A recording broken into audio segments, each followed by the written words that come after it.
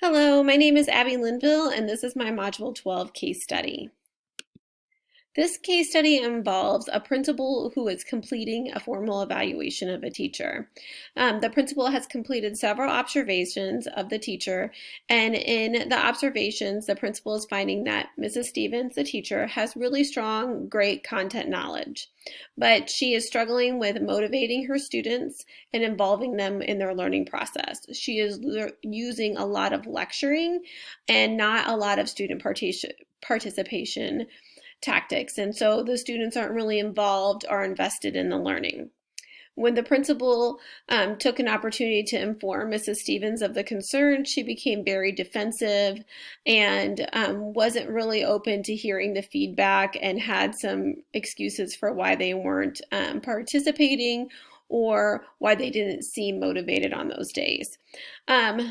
When the principal went back for a second observation to watch, he did not see much of a difference in the instruction and didn't provide any feedback at that time. But after watching those observations and thinking about the instruction that he had seen in Mrs. Stevens' classroom, he decided to not renew her contract. When the principal spoke to Mrs. Stevens about it, she became very upset and said that she felt like she was never provided with any support or any specific feedback that would help her better her instruction, and felt like it was a lack of supervision and not necessarily her teaching that was the problem. And she stated that if her contract was not renewed, she would be willing to take it to court to have her contract reinstated because she felt like the evaluation that was completed on her was not fair. So when looking at this case and looking at what the legal and ethical issues might be, I think one of the biggest things that has happened is that Mrs. Stevens' contract was not renewed. And in her eyes, it wasn't renewed in an unfair way. She doesn't feel like she was provided with the support to better herself and that she wasn't fully informed of it. No laws have been broken, and I think the biggest question that needs to be reflected on when looking at this case is, was she provided with adequate supervision or not? So in her eyes, she wasn't, but it would be worth looking more into to see how many times was she provided with feedback and how many times did the principal go in and observe in her classroom.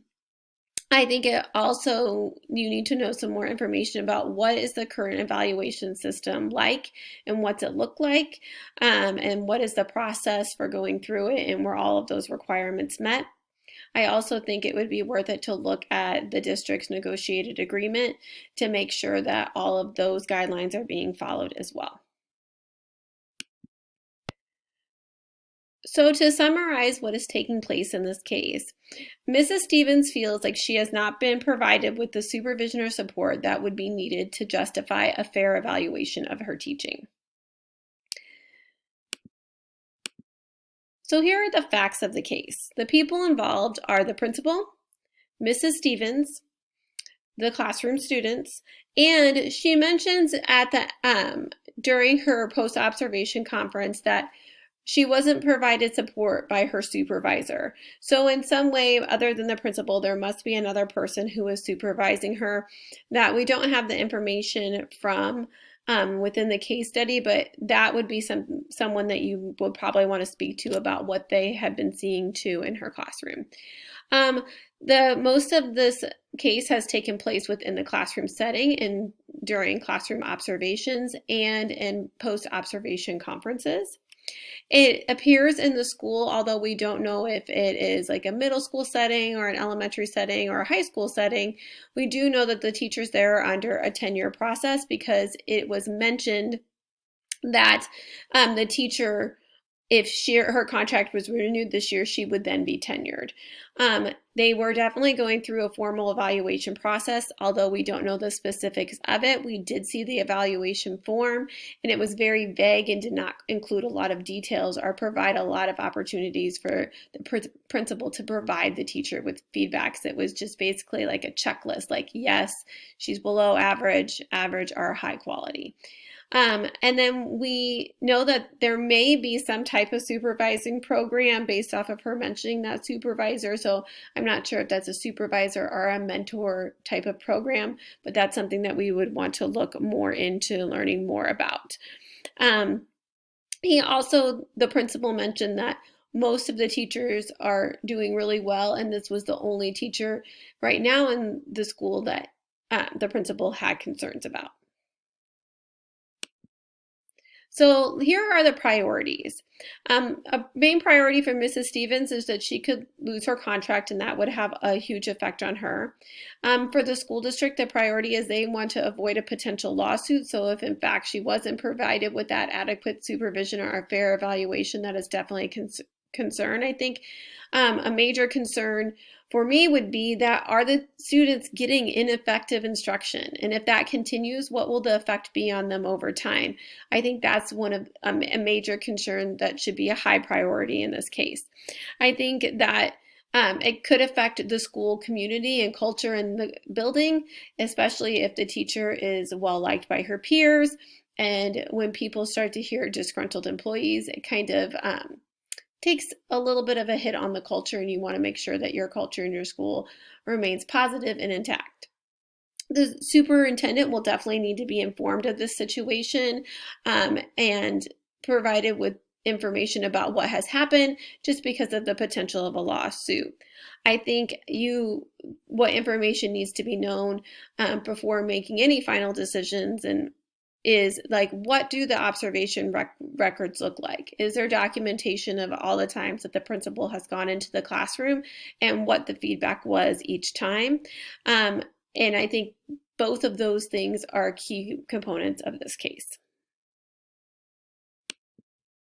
I think there are 4 options that I think could take place or a way to solve this problem. The first would be to continue with the non-renewal process and take no action. That comes with a risk that she could go to court with her case and fight the non-renewal. You could just renew Mrs. Stevens' contract with 0 follow-up and let things remain as they are. Another option would be to collaborate with the supervisor that she mentioned during her post-observation conference and kind of go through all of the data that has been collected through observations and feedback sessions and post-observation conferences and provide a more thorough and detailed evaluation to Mrs. Stevens so that she could clearly understand and see why her contract was not being renewed. I also think it would be worth it for the principal to reflect on the feedback that was provided and decide, did I give her enough feedback to be fair and to take some actionable steps towards improving her instruction? Was she provided with those opportunities? And if it was found that in fact did not happen, I think it's worth it to talk to the superintendent and human resources to see if you could do a 1-year contract to extend it 1 more year without providing tenure, but to give her that 1 year to work on building some capacity and strengthening her instruction, and then make a final decision of whether or not to tenure her or to non-renew her contract then. So let's look through each option and weigh those pros and cons. So we could continue with the non-renewal and take no action. The pros of that is that you could hire a teacher that is effective and it could lead to greater student success. It could also help maintain that positive climate in your school, but you are running the risk of that legal ramifications from Mrs. Stevens. Option 2 would be to renew Mrs. Stevens' contract with no follow-up. The pros of this is there's no threat of legal issues, but it will take a huge hit on student achievement, which their student achievement is one of the highest priorities for us. So we want to make sure that that is kept at the forefront of our minds. Option 3 would be to collaborate with her supervisor and kind of come up with a more thorough evaluation. The pros of it is it will give her, Mrs. Stevens, some specific targeted reasons for her evaluation, and it would also give you a chance to show documentation of the support that has been provided. The con is if you don't have that documentation there, then you would still be at risk, and if you continue to non-renew her, you would still have that legal risk as well. Option 4 would be to reflect on the feedback that was provided and decide if a 1-year extension is an option. If you extended her contract for a year, it would give you an opportunity to make sure she had that feedback that she deserves to have too, and that you could supervise her and help build capacity. It would also help you go through that formal evaluation process and ensure that this is always taking place all of the time, because it would protect the school in the future as well. The cons are that it's potentially maybe her instruction, even with supports, won't change, and it could affect student success for just 1 year. And you could be in a similar position to this in a year. So, and Mrs. Stevens may not agree to a 1-year extension. So there are some cons to this choice as well. So if we look at the final decisions and weighing the pros and cons, I think continuing with the non-renewal and taking no action comes at a risk of a lawsuit that I don't think is really something that I would want to tackle at this time. Option 2 would be to renew Mrs. Stevens' contract. That is not an option for me with no follow-up because of the effect it would have on student success. You would collaborate with the supervisor and go through a more thorough evaluation. That runs the risk that maybe there isn't the documentation there. And so I think my choice would be option 4, which would be to reflect on the feedback that was provided and kind of go through and revamp the evaluation process and see if that 1-year extension is an option.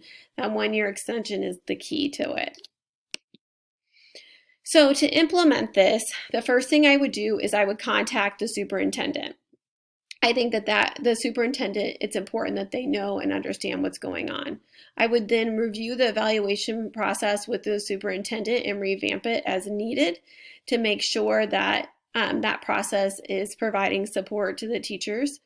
And then I would make sure that we're adding in those supports to help teachers develop skills, having chances to provide them with targeted and specific feedback so that they can take that feedback and make changes to instruction to better what is going on in their classroom. I would take the time to meet with Mrs. Stevens and explain to her the plan and the process. I would also, when I talk to the superintendent, make sure that that 1-year contract is an option for us. I would then communicate to Mrs. Stevens the importance of student success and that is what we're looking for, and it's important for her to engage her students in their learning and ensure that success going forward. I would then make sure that going into the next school year that Mrs. Stevens understood what the new formal evaluation process would look like, and that the expectations for her would be to have growth in her instruction. And then at the end of the next year, I would evaluate what her improvement looked like and make a final decision. If the 1-year contract extension was not an option, I would have to go with not renewing Mrs. Stevens' contract, but I think that if that 1-year option was there, it would be great for making sure that she received a fair evaluation and that she was provided with the opportunity to make changes as needed. Thank you so much for listening to my case study. I really appreciate it, and have a good day.